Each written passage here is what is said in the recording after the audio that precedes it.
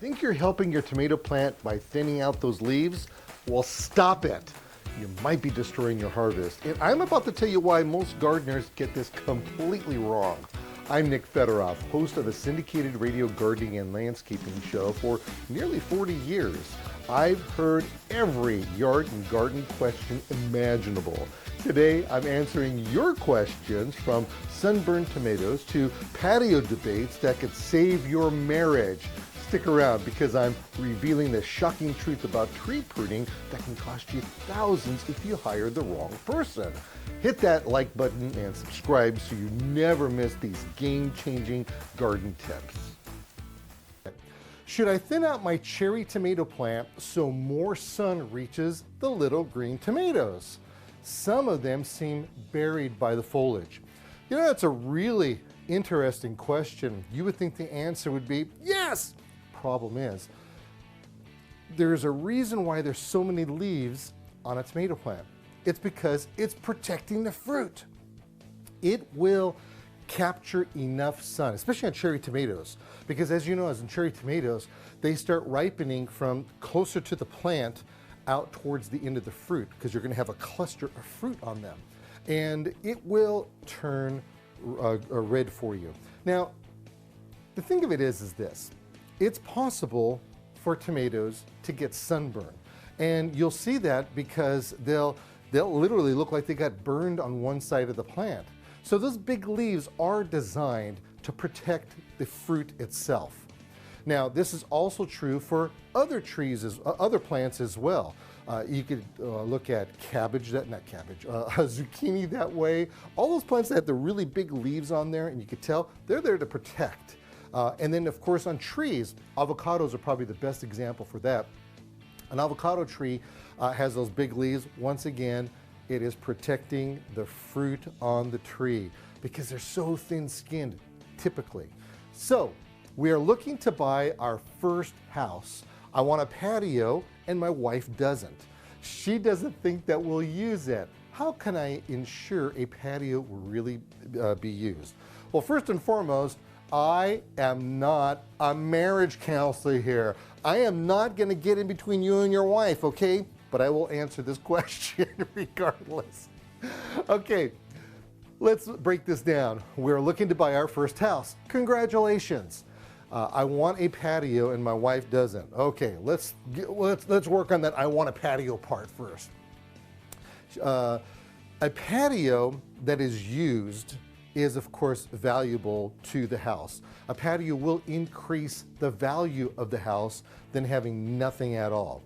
The patio, it has to become an extension of your house. That's how we have to treat it. So what are some of the things that you would have inside of your house? Well, you'd have furniture. So if you've got furniture, that's a great thing to do, is have furniture outside.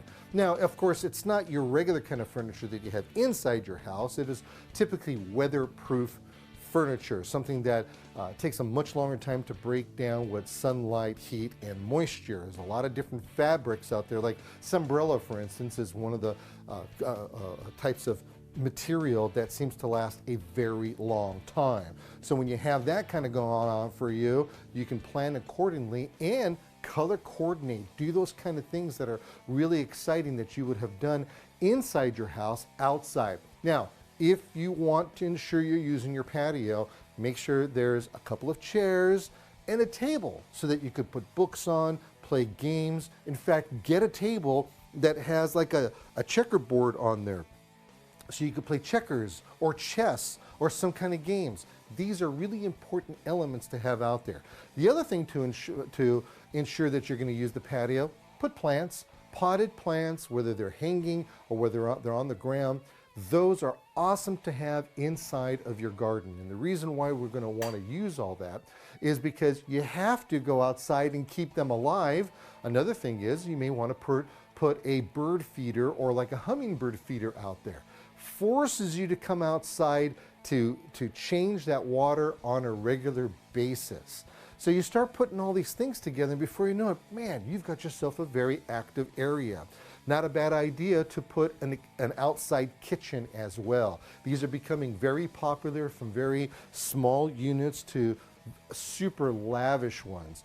You'll never go wrong with a fire pit of some sort. Now, there's a lot of rules and regulations that are being implemented that they do not allow you to use any kind of wood any longer, so you're probably limited to either a gas or a propane one. Check with your local ordinances on that. So as you can see, we're just building and building and building. Now, I'm not a big fan of using any kind of television outside, but you can put radio out there, but there are TVs that are designed for outside. They're actually weatherproof televisions. Now, they're uber expensive, so you have to kind of keep that in mind as well. So choose the elements that you want, choose the elements and that your wife wants, and then when things all come together, you'll have yourself an extension of your outside, of your inside going outwards. It's just a really neat thing. Make it as interactive as possible. What's the best time to prune trees, and how do I hire someone who can prune large trees? Pruning trees is very interesting because we have trees growing 24/7, and they're growing 365 days a year, and we have them all different seasons. Each tree is pruned at a different time. Let me give you an example. If you happen to have trees that go deciduous, anything from like apples, plums, peaches, pears, those are fruit trees. You could take and you prune those when they lose their leaves, as well as maple trees and jacarandas or whatever the case. If it's a deciduous tree, typically you're going to take and you're going to prune it in the fall, especially those flowering ones like coral trees and the jacarandas. You're going to want to do those super early fall because they bloom before leaves even get on the trees. All right, anyway, so that's when you're going to do that. Now, when you have certain plants that fruit, you want to make sure that you prune after they have fruited. Or what about just flowering trees? And we're talking evergreens now.